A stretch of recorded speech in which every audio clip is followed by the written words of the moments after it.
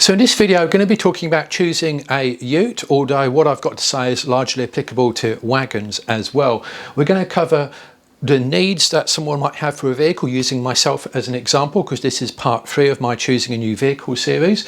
Accessories, how good it needs to be off-road, GVM upgrades, whether you need all-wheel drive or not, and take a look at the ute market in 2025.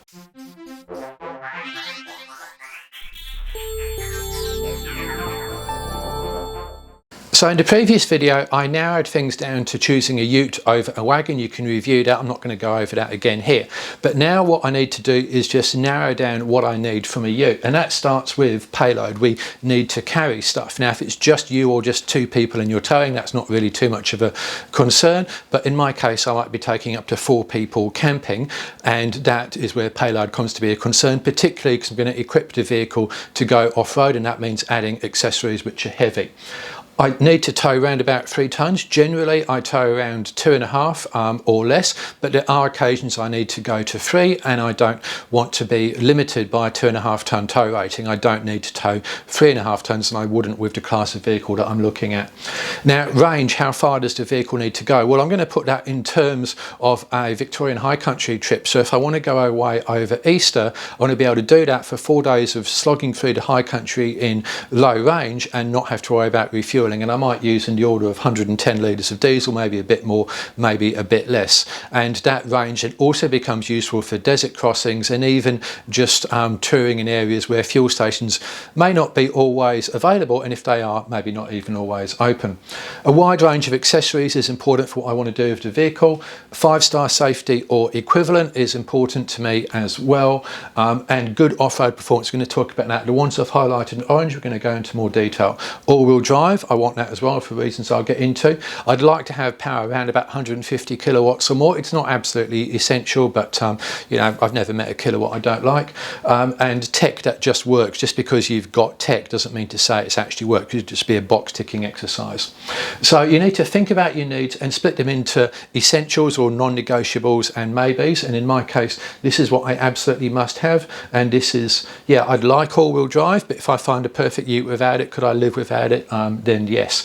I'd like a decent amount of power. Is it absolutely essential? No, I can certainly live with 150. And tech, well, that's kind of a bit subjective, but you don't want to be wrestling with it too much. So there's 2 types of accessory, and I will be going through in later videos exactly what accessory is going to fit and why, and the pros and cons, why you'd want a winch, etc., front locker and so forth. But for the moment we can categorise them into 2. These fit any car provided you've got a mount. So driving lights, you don't buy different driving lights for a Ford Ranger versus an Isuzu D-Max or anything else. It's all exactly the same. Same for winches, tyres, brake controllers. There's no difference to any of that. So if you want these, you don't need to worry too much about what vehicle you buy. If you want these sort of accessories, like a snorkel or a long-range tank, well, you can't take a snorkel from that Ranger and put it on a D-Max. It just simply won't fit. It's got to be specific, not only to that model. You can't say it's a Ranger one. It's got to be specific to that exact model. Diesel and petrol are often different, for example, slightly different model years and so on. So those are examples of stuff which, if you want one of these accessories, you need to make sure it's available for your car before you buy it, and that does tend to narrow the field. Now, so that's what I'm saying. It's got to be model specific, and the things to look at there is the model year, the engine, petrol or diesel, or even sometimes it's a V6 or a 2 litre or something like that, and sometimes even the trim level will make a difference as well. Luxury vehicles sometimes have features which get in the way, or different body panels compared to lower spec models, so things like bull bars wouldn't necessarily fit, or if they do, maybe certain features like some of the sensors don't work. So you've got to be very careful about your exact model before you think, oh yeah, there's an accessory available for it. So remember also that weight. So when you add this stuff, you're typically going to add maybe 200 to 500 kilograms to the car before you get in it, before you put your water and your camping gear in, and that's a significant amount out of your payload. So GVM upgrades, is that the answer is that the saviour, and some people say, oh no, don't do it because it's going beyond the manufacturer's limit. So the people go, well, yeah, that should get out of jail card free. What's the truth? Well, the truth is somewhere in between. So a GVM upgrade will increase your payload, the amount you can carry, let's say from 800 to 1,000. There's some catches in that. We'll look at that in a moment. It's true that the industry is pushing more and heavier gear, and I don't like that. I don't like the fact that we see people on YouTube now just loading up their car with tens of thousands of accessories and adding this and adding that. And look, if you want that stuff, and you have the vehicle to do it, and you have the budget, then I have absolutely no problem. I don't like it when people sit in judgment and say, oh, you don't need to take a coffee machine. If you want a coffee machine and you've set it up, then take it. Why not? It's your life, it's your money, live it the way you want to. The problem I've got, though, is when novices look at all of this stuff and go, gosh, that's what we need in order to leave the driveway. And I'm going to be doing my build more towards the budget end of it, the minimal end of it, as opposed to just throwing lots of stuff on there for the sake of it, because that kind of fits me as a person, my ethos. And also I want to set a bit of an example to say, hey, there's another way to do your four-wheel drive touring than just throw $60,000 on top of the car price. So now it is also true car makers design cars for stated limits. So in the case of a car, old Ranger for example, 3,200 kilograms was its GVM. That's what Ford designed and warranted it for. And if you go beyond that, is that going to be a problem? Well, if you go to 3,201 kilograms, is the car going to fall apart? No, it's not. If you go to 4,800, yes, it probably will. So there's got to be this point at which you go, yeah, that's probably a bit too much. And that's a margin which you can eat into, because they do include margins, and it's really about using that margin. Now, does it work? Yes, many people have run GVM upgrades for many, many years, going around Australia, treating their vehicles harshly, and they haven't fallen apart. Yes, we do see utes with cracked chassis, but that's inevitably the result of abuse, where someone has fit an extended tray, overloaded the vehicle, put super stiff springs in it, then probably gone towing over corrugations with an extended hitch. It's not the ute's fault that it dies at that point. If that's what you're going to do, buy a truck. So my view is get as close as possible to what you want to do without using a GVM upgrade, and that's one of the reasons I'm going for a ute, because it's got a payload of around 1,000 kilograms as opposed to a wagon, which is a fair bit less. And then get a GVM upgrade, as I intend to do, just to give you that bit of extra overhead and to maybe get your axle loads within limits. And when I get a GVM upgrade, I'm not planning to run around plus 500 kilograms. I'm going to be 90% of the time, probably 95% of the time, under the GVM, but there will be occasions when I've got 4 people in the car with a camping gear and towing, then I would exceed the original GVM, and that gives me that little bit of headroom, and I feel that that's just a better way to go, and just try and minimise weight wherever you can. So let's talk about GVM upgrade types then. I've got another video where I do this in detail, but let's go over it again in brief. So there's 3 limits on the car. There's your front axle limit, which for the purposes of this representation is going to be 1,400, the rear is going to be 1,600, and then the GVM, the gross vehicle mass, the maximum the vehicle can weigh, is, in this case, I've just set it to be 2,800. And you may notice that this plus this is more than that, and that's quite normal. Sometimes it's the same, sometimes it exceeds. Why? The answer is that you've got flexibility to push your load front to back, and you don't need to worry about the axle limit as much as if it was exactly the sum. So it's quite normal to have that difference there. So GVM upgrades, this is what they look like. So I'm going to look at the standard vehicle and then my terms for different types of GVM upgrade. So if the standard vehicle, we've got 1,400 max on the front axle, 16 on the rear, 2,800. Okay. Now there's something which I call an axle sum upgrade, and all that does is add the 2 front and rear axle and say that's your new GVM. So then you've got 200 kilograms of extra payload. And that can be enough, but the trap there is that it doesn't actually re-rate your front axle or your rear axle. So if the limit you were running into was your front or rear axle, that's not going to help. You do get 200 kilograms of extra payload, but it's got to be carefully distributed across front and rear axles so you can get the most out of it. So that's what I term an axle sum. Now an axle re-rate, and I've called it an axle re-rate, not an upgrade, because they don't upgrade the axles, they upgrade the suspension. let's say that we re-rate that from 1400 to 1500 and rear from 16 to 8, so then we've got an extra 100 kilograms of load on the front axle, which is significant, and that can make the difference between being within limits or not quite easily. Another 200 on the rear, but the GVM is still only 3000. So you think, oh, I've only gained 200 kilograms of extra payload. Well, that's true, you have, but you've now got the ability to go more on the front axle, which is often the case where you go over, and more on the rear axle compared to the axle sum. So this version gives you more flexibility than the previous one, despite the fact that the headline figure is the same. Now, what we could do is also take the axle re-rate here, same as that, and then call the new GVM that one, which probably is the best of all. But again, you want to keep the weight as low as you possibly can. So what I'm saying is there's more detail behind a GVM upgrade than just looking at the headline figure of, oh, I've got X amount of payload. You need to consider where that payload is coming from as opposed to just a total. For all the GVM upgrades, you can do a pre and a post registration. A pre-registration is before the car is actually being registered, and then it is done federally and it's valid in all states and territories. A post-registration is done after the car is registered, and it's only valid in the state that you've registered it. However, even if it's a post-registration done at a state level, you can legally drive it anywhere in Australia. So let's say I had one done in Victoria, I can still drive it to Queensland, and that's fine. But if I was to move to Queensland, I'd have to redo that and get it re-registered in Queensland with that extra GVM upgrade, which is not a massive deal, but just a bit of an admin overhead. So here's the summary. Check your GVM upgrade will actually solve your weight problems before you lay out money for it. Okay, now let's talk about all-wheel drive and just define what all-wheel drive is. Then I'll explain why that's important to me, and it might be important to you. So we've got vehicles over here which we call part-time four-wheel drive or selectable four-wheel drive. And the way that works is that on road, they actually only drive the rear wheel, so they are two-wheel drive on road. So all of that power, all that torque is only going through the rear wheels.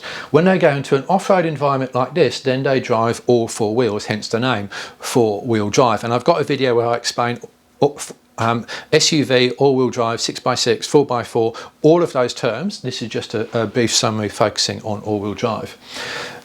These vehicles are an example of all-wheel drive, and what that means is that on the road they can drive all four wheels, and they do that because they've got something called a centre differential or viscous coupling or centre clutch or something of that nature, which splits the drive between the front axle and the rear axle and allows the vehicle to drive all four wheels on road. These simpler vehicles don't have that. They can't drive in four-wheel drive on road, otherwise they get something called transmission wind-up, which is where the front axle goes quicker than the rear axle around a corner, and there's no way to avoid the transmission scrunching, bunching up or getting under stress. Whereas with this centre differential here, it allows the front axle to turn at a different speed relative to the rear axle, and you don't get that problem. So off-road you would lock the centre, therefore the computer would do it for you, and functionally there's no difference between the two, and that's what that means. The front and the rear axles turn at the same speed relative to that one. So that's in brief what all-wheel drive is.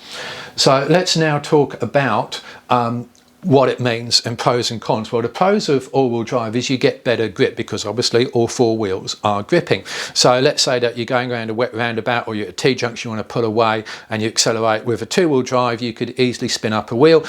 With stability control, and you're not going to lose control, but it can certainly chop the throttle. And in fact, I once investigated on behalf of someone who was very concerned the nature of a Pajero doing that.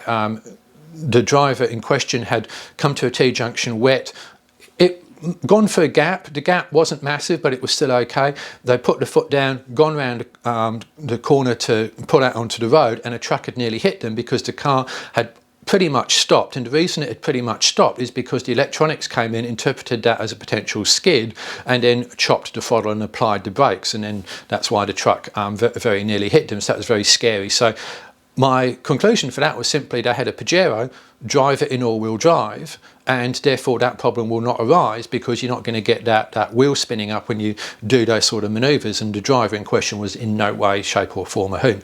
So you get better traction in the wet, acceleration and cornering. It's better for towing as well, that's for sure. I've certainly driven part-time four-wheel drive vehicles in two-wheel drive, and you just get a tiny bit of wheel spin.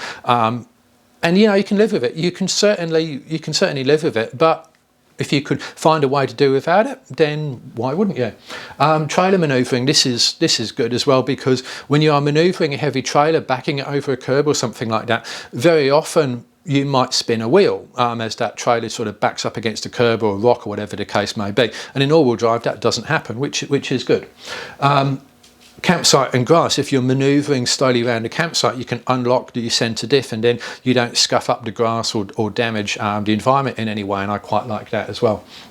And engine braking, people say all-wheel drive only works when you're accelerating. Well, no, if you do engine braking, then you've got the engine braking happening through all four wheels on a wet road when you're coming downhill, or on a dirt road or something like that. So none of these advantages are necessarily absolute must-haves. I've run part-time four-wheel drives, many people do, and they work fine, but they are advantages nevertheless. Now the cons, it used to be a fuel disadvantage. That's back in the days when we had locking hubs, etc. But now we don't really have locking hubs at all, so all of those mechanisms are still going around, so you're not isolating the front drivetrain, so it's not really the disadvantage that it used to be. And also all-wheel drive systems are smart. They actually shut off drive to the front wheel generally these days, so you're not even paying that penalty. You can isolate, if you've got a part-time four-wheel drive, the front drivetrain. So if you snap a CV, then it's easier just to stop the engine driving the front wheels, because you don't need to take the front drive shaft out, just put it in two-wheel drive, so there's that. If you want to drift, two-wheel drive is definitely better for drifting in four-wheel drive, so a bit of an edge case there, but you might want to do that, and it's more expensive as well. So if we take a look at a Ford Everest Ambiente, which comes in two-wheel drive and all-wheel drive, we can take a look at the spec differences. Now, one point about this is that the two-wheel drive version does not have the four-wheel drive hardware. It doesn't have a front differential or a prop shaft or anything else. It's just literally only a two-wheel drive. It's not as if you can ever put it into four-wheel drive. So what's the difference? Well, the fuel consumption difference is 0.1 litres per 100, which is about 1%. So that's negligible really, particularly when you consider that the two-wheel drive version is 108 kilograms lighter. And remember, the four-wheel drive version driven in two-wheel drive would not be 108 kilograms lighter. It would actually be the same weight. You're just not using the hardware you've already got and already carrying around to drive the front wheel. So that 0.1 would come down to probably like 0.01, or possibly even the other way around. It's already negligible. It's going to be less than negligible once we factor that weight in. But a reason to buy it is that the all-wheel drive version is $5,000 extra, and you get 8 kilograms less payload. Often you get more than that, but in Ford's case they changed the GVM for pretty much every model. So my view is, I like all-wheel drive for these reasons. Those reasons there aren't really reasons for me to drop it. It's something that I prioritise, and I'm going to look for in my next ute. So how good off-road does it need to be? Well, here's the typical terrain a tourer might go through. So you might go through high country, and I've deliberately used an old photograph here of our Pajeros up into high country. Remember that we actually could do it before the days of traction control and 200 kilowatt engines. Outback, dirt roads, it's not an overly rough dirt road, but outback work, and sand, which could be inland sand in a desert, or it could be a dune or something like that as well. So that's typically your use cases. Now you can also go looking for trouble in state forest. This is one of the hills I teach winching on, so you could go extreme for that, but your average tour is going to look for those three.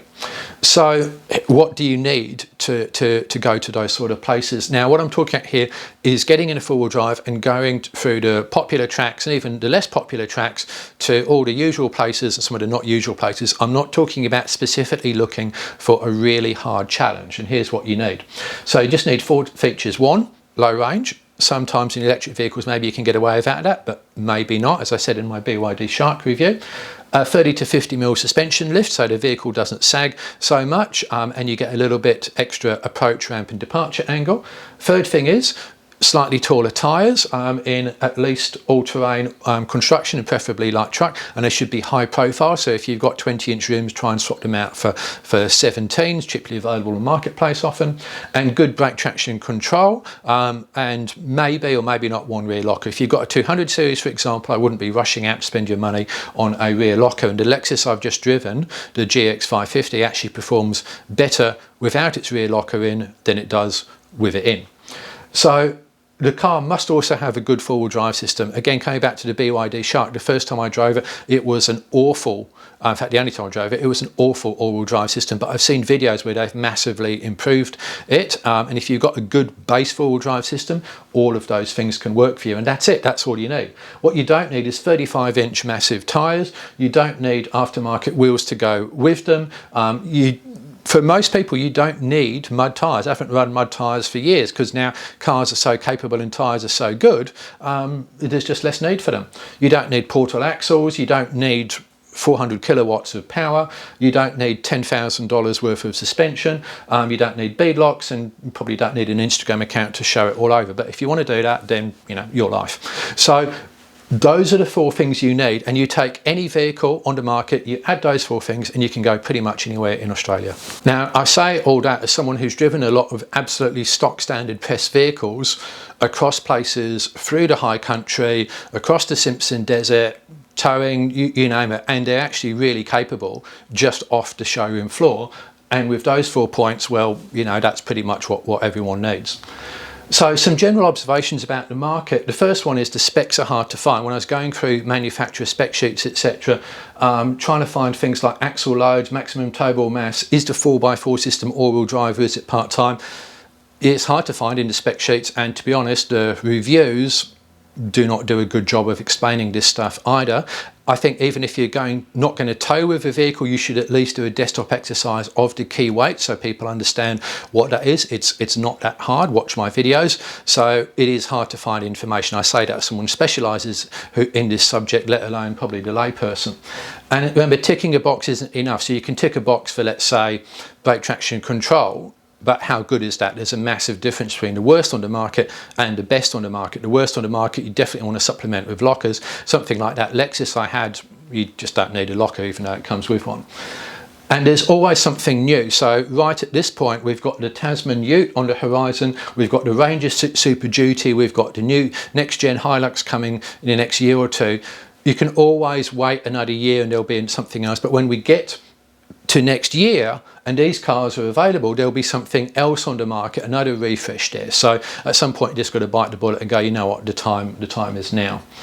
So here's what the market looks like at the moment for utes, and I split it into kind of general purpose, and within that dominant classics, and then some of the challenges to the established, and then the niche over here, which is the specialists. So within the dominant classics, this is the ones that people think of when we all talk about a ute. So we've got the Ranger and we've got the Amarok, and then we've got the Mazda BT50 and the Isuzu, and of course those two are twins under the skin, to use a journalistic cliche, and so are those. So really they're kind of the same vehicle, but just different skins. Then we've got the Triton, we've got the Hilux, and then we've got the Navara, and those are your sort of dominant classics which we've all got. And then the challenges, these are the cheaper utes from less well-known manufacturers. So we've got things like GWM, Mahindra, LDV, JSE9, and I'm going to put the Kia Tasman in here as well, because that is not yet a dominant classic, but I think it could. It's a more well-known manufacturer in these guys. I'm still putting it in the challenger category. And over here we've got the real specialist vehicles, so Jeep Gladiator, Ford Ranger Raptor, the BYD Shark, Ineos Quartermaster, and the LC79. And whilst it is a big American ute, and I did take them out of my consideration, I'm going to pop the F-150 Lightning in here as well. Now these are all pretty much the same design, which is the independent front suspension, beam axle, rear, one or two exceptions, and often with leaf springs, and generally diesel. That's typically what you find over here. Whereas these guys, they're quite different. A lot of them have got live axles front and rear. The Shark and the Lightning are fully independent, and that's electric, and the Shark's a hybrid, etc. So you tend to find different designs over here, and probably for a bit more specialist than these sort of more general purpose ones.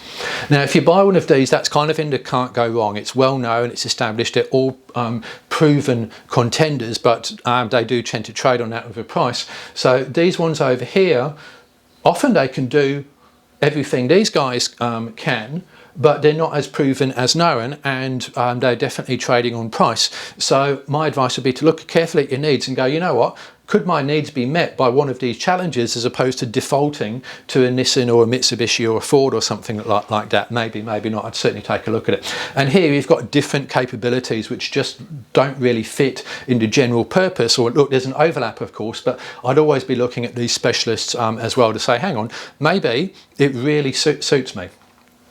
So in the next video, I'm going to be looking at all of these vehicles, taking a quick run through them and explaining which one I have chosen and why. And as ever, hope you enjoyed the video. Any questions?